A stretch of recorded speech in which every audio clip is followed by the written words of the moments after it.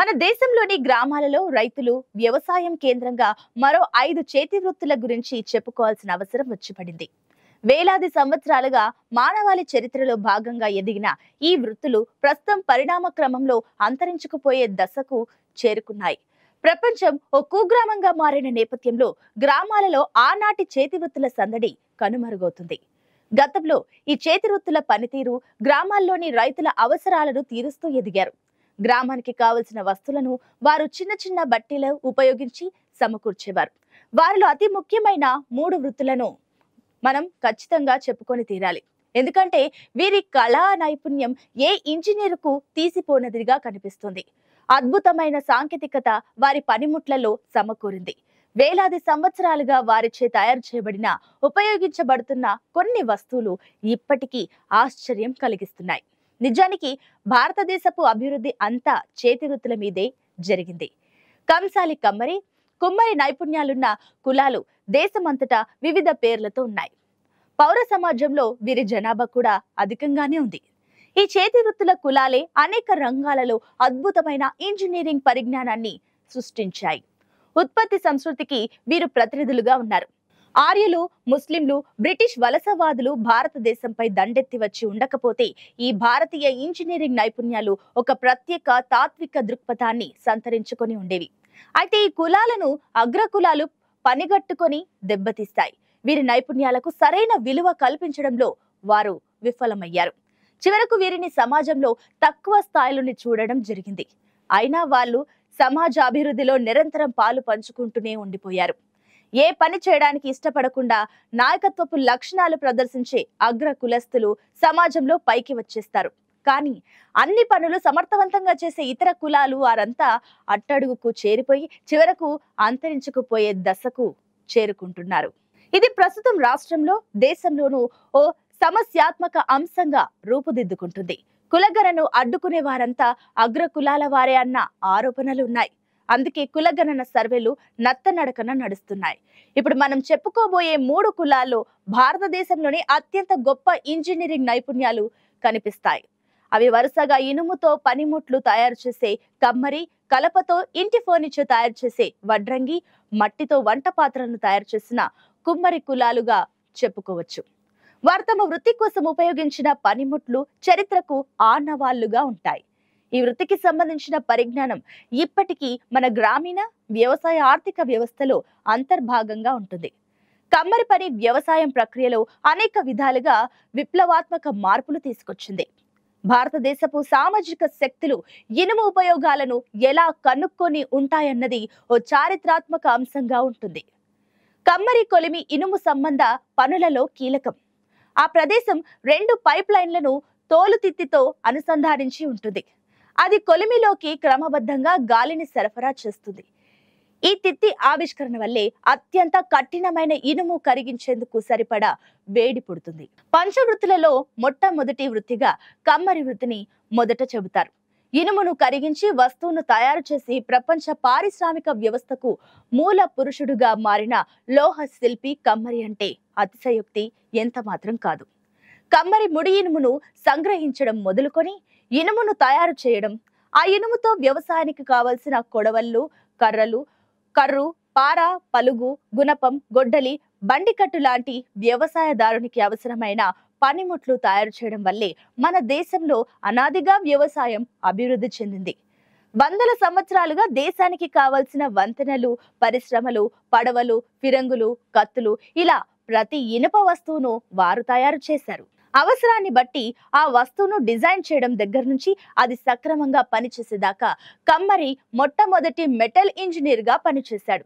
ఆ రోజుల్లోనే వీరి చేతిలో కరిగిన ముడి ఇనుము నుంచి వచ్చే ఇనుములో ఉండే స్వచ్ఛత ఈ రోజుకు విదేశీ ఇంజనీర్లు సైతం రాబట్టలేకపోతున్నారు. ఢిల్లీలోని విఠోబా స్తంభం తయారు చేయబడి వందల సంవత్సరాలు పూర్తి అయినా ఈ రోజుకి అది తుప్పు పట్టలేదు.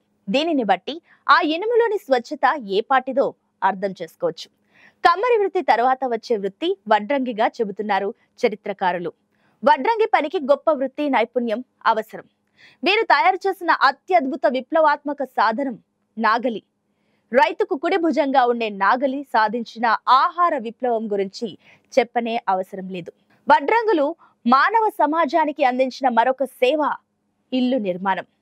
సమాజ ప్రధాన అవసరాలలో ఒకటైన ఇంటి నిర్మాణంలో వడ్రంగి పాత్ర అత్యంత కీలకంగా ఉంటుంది. ఇంటి కోసం వాడే కర్ర పనిలో వడ్రంగులు నైపుణ్యం మామూలుది కాదు. ఈనాటి ఇల్లు నిర్మాణంలో మూలాలన్నీ ఆనాటి వడ్రంగుల పనితనంలో దాగి ఉన్నాయి.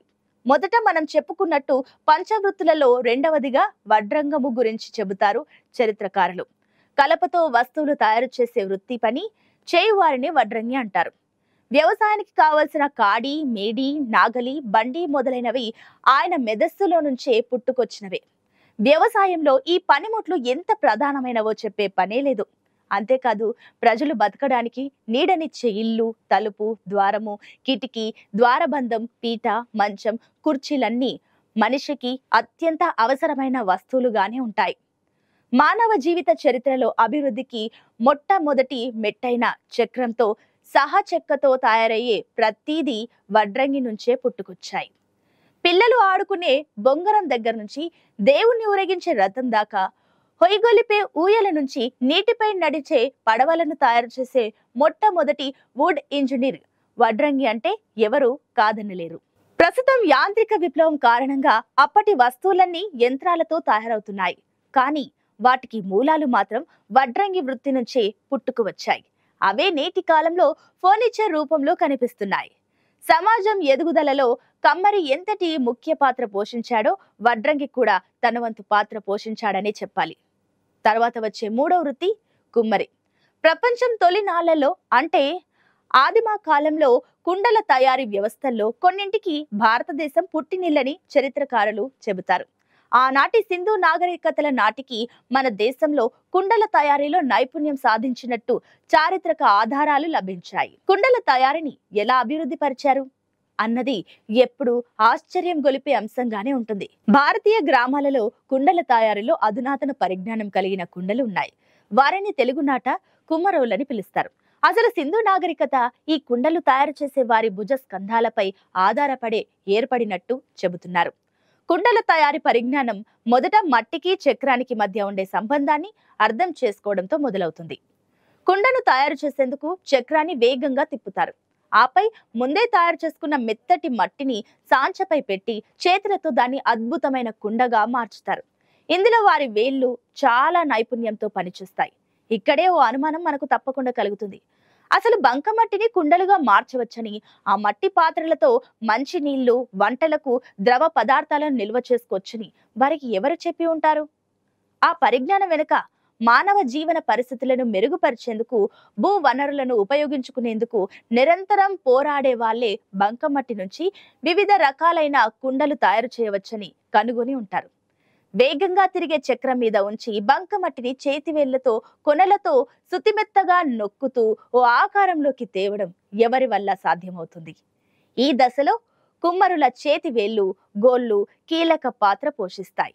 ఇప్పటి కాలంలోనూ కుండల పాత్ర ఏ మాత్రం తగ్గలేదు. ఇంటి అలంకరణ కోసం ఉపయోగించేలా అనేక ఆకృతులను, దేవుళ్ళ మూర్తులను వారు తయారు చేస్తున్నారు. ఇలా ఆ వృత్తుల వారికి వారి వృత్తి పేరే కులం పేరుగా పిలువబడుతున్నారు. ఇలా దేశంలోని ఎన్నో కులాలు భారతదేశపు ఉత్పత్తి సంస్కృతికి ప్రాతినిధ్యం వహించాయి. అవే నేటి మన దేశపు నాగరికతను ముందుండి నడిపించాయి.